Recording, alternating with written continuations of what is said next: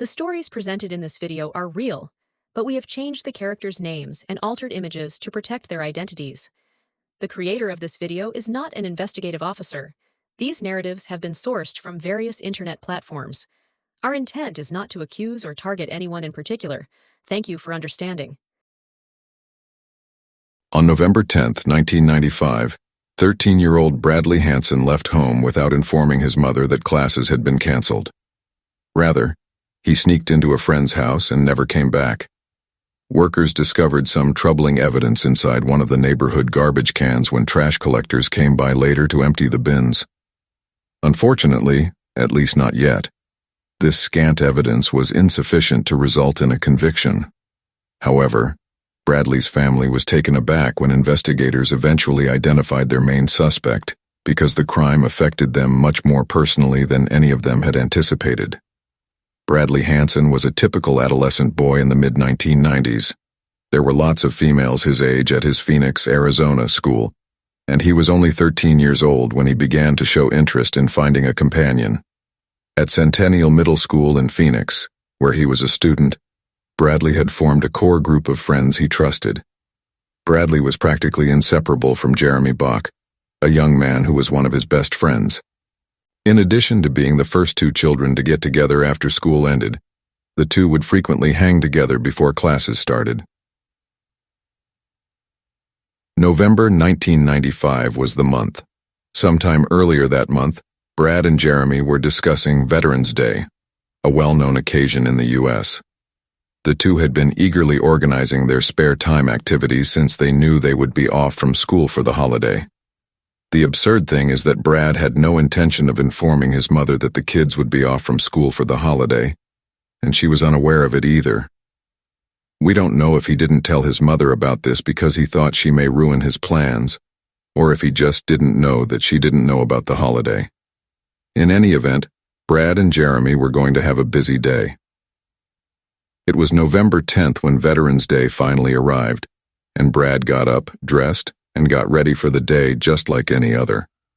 Following that, he got on a bike he had borrowed from his neighbor and rode out towards the school. His mother, who evidently assumed it was a school day, watched him go and gave the matter little further thought. Brad, however, was not planning on attending school that day, as is well known. At some point, Brad veered off track and started walking in the direction of his friend Jeremy's house. A girl called Taylor was supposed to arrive at Jeremy's place later that afternoon, which is thought to have contributed to Brad's excitement about his plans for the day. Taylor was a friend from school, and if I had to guess, one or both of these boys probably harbored a slight crush on the girl. You can only imagine what was going through these teenagers' minds when Taylor agreed to pay them a visit, especially since everyone's parents were at work that day. The lads had the entire day to themselves, so we don't know exactly what they had planned to do. However, the fact that they didn't tell their parents about their plans suggests that they might have been up to no good. Though I can't say for sure, this notion might not be as crazy as it first appears given what would happen a few hours later.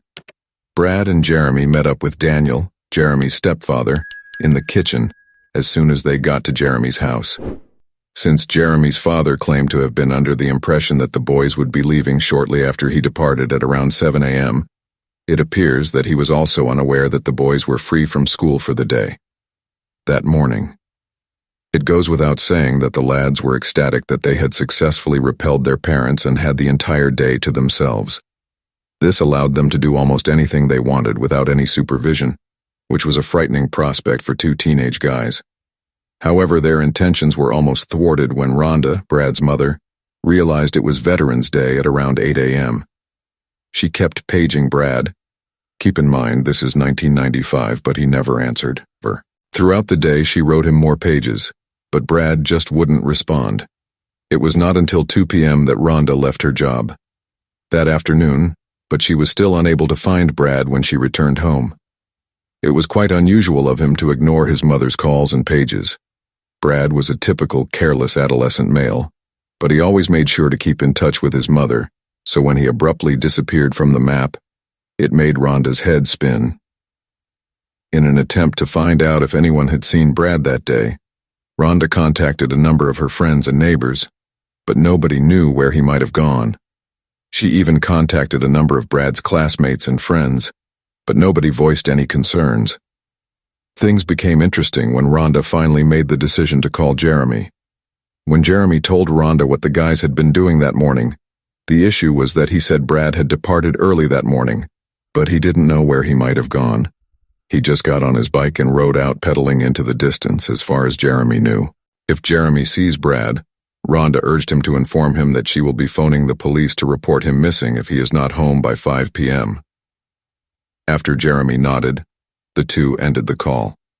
Now, there's some odd information regarding what happened right after this conversation with Jeremy. According to reports, Rhonda made the decision to contact Daniel, Jeremy's stepfather, who revealed that he had last seen the two boys at 7 a.m. that morning. Daniel clarified that as soon as he got home, he would talk to Jeremy and report back with any information he could find. However, Rhonda made the decision right once after the call that she simply could not wait for Brad to arrive. She needed to take action. So, in a desperate attempt to locate some sign of Brad, she got into her car and drove to all the local hangouts. However, she never did, and things became worse later that night. Daniel, Jeremy's stepfather, talked to Jeremy as promised when he left work later that night. However, for reasons that are still unknown, Daniel never bothered to call Rhonda back after they spoke. Even though he was aware that Rhonda was still actively looking for her kid, he never bothered to answer the phone.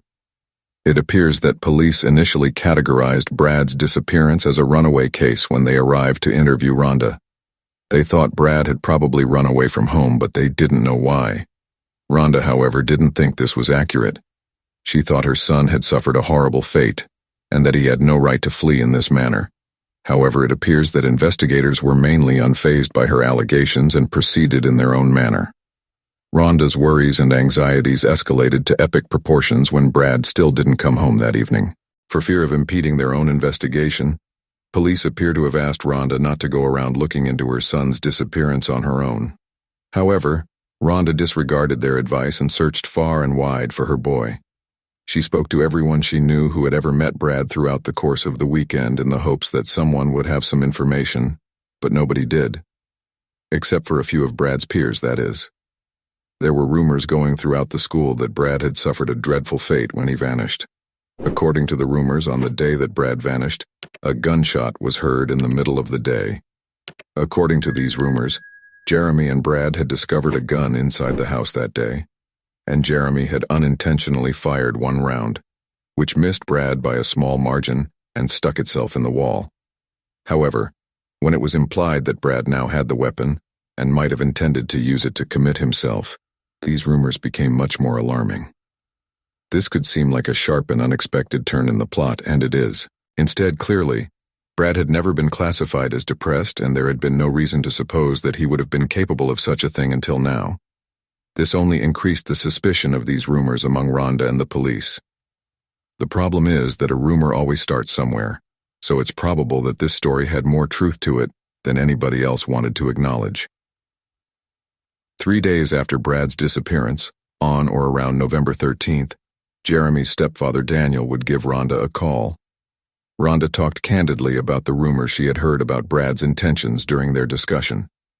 Daniel called his fiancée at home to make sure that all of the family's guns were securely locked away and accounted for, and he even went so far as to reassure Rhonda that these were only rumors. Debbie, Daniel's girlfriend, verified that everything was in its proper place, and that nothing was missing when she opened the safe. Rhonda's anxiety was greatly reduced by this, but in a way, it made matters worse because she had to start over. At this point, Jeremy felt it was time to have a face-to-face conversation with Brad's mother. Soon later, Jeremy gave Rhonda a call and told her what had happened that day. The details of their conversation are unknown to us, but according to Jeremy, he last saw Brad as he rode out on the bike he had borrowed from his neighbor. When Brad departed that day, he wasn't in the best of spirits, he added. Although Jeremy was able to affirm that, to the best of his knowledge, he had been the last person to see Brad, he also mentioned that, just before he rode off on his bike, Brad had supposedly said that his life, quote, was terrible in their final talk. However, by the next Monday, When Brad was still missing and the rumors were starting to become more prevalent and alarming, the school felt it was time to step in. Anne Schelling took over at this point. One of the principal administrators at the school, Anne, had 2 conversations with Jeremy that day in addition to scores of other pupils who were somehow connected to Brad. Anne now claimed to have been able to ascertain that the female acquaintance who had dropped by, Taylor, Brad, and Jeremy, had all been present that day. Now it doesn't appear that Jeremy had ever brought up Taylor's presence at the house that day before this. It appears that Anne originally mentioned this knowledge in a private conversation with Taylor. Jeremy was doing his hardest to keep Taylor out of the situation, for whatever reason. Now, however, things had gotten worse. When Anne made the decision to bring Taylor and Jeremy into the room simultaneously, Jeremy somewhat modified his tale to state that they had last seen Brad riding out on his bike, with Brad promising to return after 10 minutes or so, but he never did. At this point, things start to become really intriguing, as the story that Jeremy told his parents and the investigators started to unravel. Jeremy was unwilling to divulge the fact that he had some knowledge of Brad's whereabouts. Anne made the decision to pull Taylor aside and ask her what had actually transpired that day, after realizing that she and Jeremy had been narrating the story in rather different ways. Even after realizing that her confession may land Jeremy in serious danger, Taylor remained frank. Taylor said that she had arranged to meet the boys at Jeremy's residence that day. She also mentioned that she saw Brad's bike in the driveway when she got there, which contradicted Jeremy's account that Brad had already left on his bike. But oddly, Brad wasn't there when she went inside the house. Brad wasn't inside the home, but she could see his pager and rucksack on the kitchen table. Jeremy said that Brad had departed when Taylor inquired about his whereabouts. It's clear that Taylor didn't trust him. Since Brad had left everything behind, where had he gone and why would he have done so? Taylor thought Brad must have been hidden someplace in the house because she thought Jeremy was making a joke. However, Taylor finally started to think that Jeremy was speaking the truth after pacing the home and yelling Brad's name without receiving a response. But as soon as she started to believe him, she started to have second thoughts. That's because she discovered Brad's sneakers stained red when she ventured into the washing room. Once Taylor had located Brad's shoes, she looked around the room again and saw that Brad's t-shirt was in the washing machine. It had been red-stained too. The shirt's tiny hole in the front, however, was the most alarming element. Taylor discovered some blood droplets in the kitchen right away. Jeremy told her that he and Brad had a fight over her when she asked him what had happened. The other boy objected to the fact that one of the boys had called her a name. After a struggle broke out, Brad finally struck Jeremy with a bar stool, which is what caused the crimson stains, the holes in Jeremy's shirt, and the patches on the floor. However, Jeremy's physique was obviously free of wounds. Taylor then saw a tiny hole in the kitchen wall. Brad allegedly took a weapon out of Jeremy's stepfather's cabinet and fired one shot, according to Jeremy. Jeremy was fortunately spared, although it did leave a hole in the wall. Brad left the house shortly after this and said he would return shortly.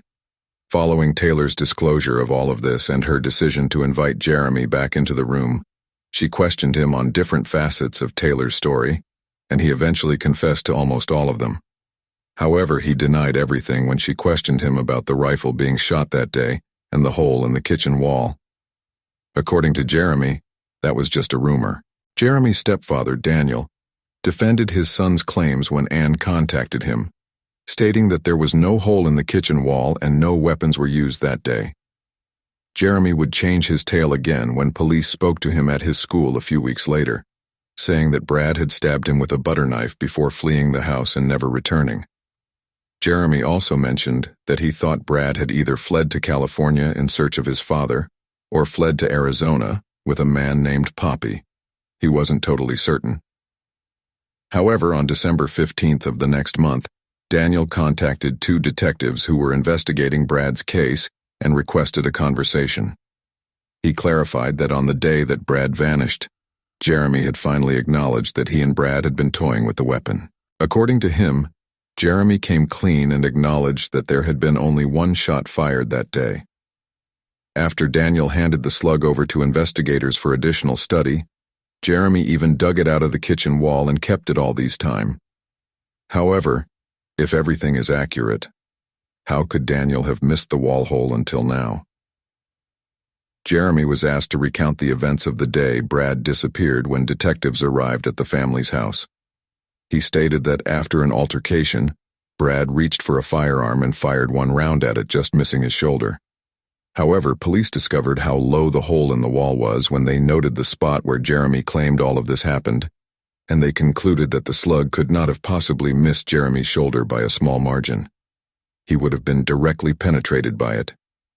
Jeremy is said to have fallen down slightly lower in order to make the hole in the wall more nearly match his shoulder when he was presented with this proof. At that point, investigators became aware that something was amiss. After around 3 weeks, we are now in January of 1996. After careful consideration of the circumstances, the detectives working the case no longer assumed Brad had fled.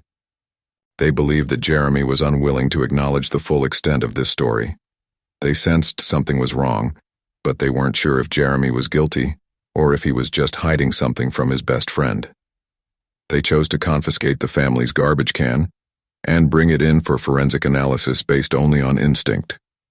According to one version of the story I've heard, the investigators were alerted by the local garbage collectors, but according to other reports, they just grabbed the can because they had a gut instinct. Although it's undoubtedly entirely irrelevant to the case, I'm not sure which version of events is accurate. However, when police got their hands on the can, they saw some brown drippage on the outside and a brown pool in the bottom. Detectives said they thought there was a remote possibility that this dried liquid was Brad's.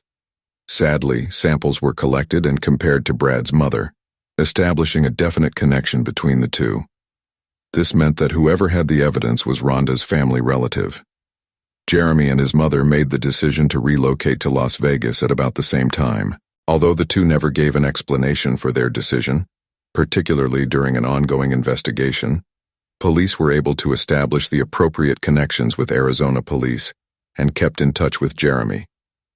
This was fortunate because, in February 1996, approximately 4 months after Brad's disappearance, Jeremy made the decision that enough was enough. At last, he confided in police about what had actually happened that November day.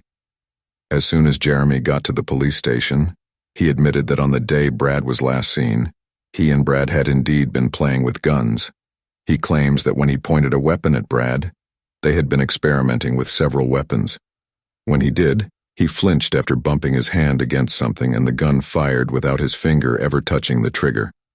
Brad was hit by the slug, but he survived. The absurd thing is that Brad was left there in dire need of assistance while Jeremy started to panic and clean up the murder scene. Along with a few cigarette butts that the two had been smoking earlier that day, Jeremy fished the slug out of the wall and threw it in the trash. Even though Jeremy's account of what happened is extremely explicit, he maintains that the entire incident was an accident based on what he told detectives. He says the gun wasn't even cocked when it detonated, although this isn't feasible at all. Experts say there's a good chance Brad was still alive an hour after the shot was fired, which means there was plenty of time to save him. However, Brad died as a result of Brad's carelessness because Jeremy panicked. We don't know whether Jeremy was worried about going to jail or whether he was worried that his parents would discover that he had been playing with firearms. This has never been described in detail. However, Jeremy was too preoccupied with tidying up to assist his best friend in surviving what seemed to be a sincere error. Jeremy ultimately says he dragged Bradley outside to the family garbage can and threw him in. For a full week, Bradley would stay in the trash can before the garbage collectors even emptied it. It's unclear how they failed to find Brad's remains inside, but they did not. Jeremy was ultimately taken into custody and charged with second-degree felony. According to investigators, there is absolutely no possibility that the weapon accidentally detonated that day. Detectives have examined the weapon and concluded that there is no chance that a minor bump could have resulted in the weapon being discharged, despite the fact that many people, including investigators, do not accept that Bradley's death was a mistake at all. They maintain that the trigger was pulled with malice. There might have been much more to this case than Jeremy is ready to acknowledge, given how much he went to hide his transgression. Even though Jeremy was just 13 at the time of the crime, He was ultimately found guilty and sentenced to 22 years in jail after being tried as an adult. He was scheduled to be freed in December 2021 after being incarcerated since January 1998, so he is already free. However, what about Jeremy's parents is the primary aspect of this case that I find difficult to understand. Now, I'm not making any accusations against them. I absolutely don't intend to do that. However, how could this have happened without their knowledge? After all, Daniel, Jeremy's stepfather, says he has examined and even smelt the gun, but he says it has never been fired. Additionally, he asserted that all of his ammunition was present, but this was impossible given that one bullet had obviously been discharged. In addition, he asserts that the family's safe contained all of his weaponry. Does that imply that Jeremy had the safe's code or key? He might have taken the key from his father without his noticing, but that doesn't explain why his father insisted there wasn't a hole in the kitchen wall when there was. It also doesn't explain how Daniel told investigators that Jeremy had acknowledged that a weapon had been fired that day when he contacted them soon after the crime. He even gave him the slug that was said to have emerged from the wall. However, we know that Jeremy had already thrown that one away, so this couldn't have been the one that killed Brad. This would indicate that this weapon had fired 2 rounds in total, but Daniel was unaware of the missing ammunition. But what about the garbage can if none of this was sufficient? In the 4 months since Brad's disappearance, did nobody ever take out the garbage? Undoubtedly, one of Jeremy's parents would have observed the amount of liquid in the can's bottom and dripping down its exterior edges. For that first week, someone would have undoubtedly noticed a boy in the bottom of the garbage. Even worse, someone would have undoubtedly detected a scent. As I mentioned earlier, I can't honestly blame Jeremy's parents for anything, but I find the entire situation strange. For Rhonda and the rest of Brad's family, I'm really sorry about this. This boy could have been saved in so many more ways. I also feel sorry for Jeremy because, if this had been a straightforward accident or error, a phone call for an ambulance may have prevented his own stress from causing him to lose his best friend and serve 22 years in prison. From start to finish, this situation is simply awful. Even if nothing in the world could bring her little child back, I simply hope that Rhonda was able to come to terms with the situation. We appreciate your interest in this new True Crime Stories episode. Please remember to subscribe if you liked this video and take a look at this other fascinating case I discussed. It keeps you updated on all of my upcoming videos and is completely free. To support the channel and be the first to see new videos, you can also click the join button below.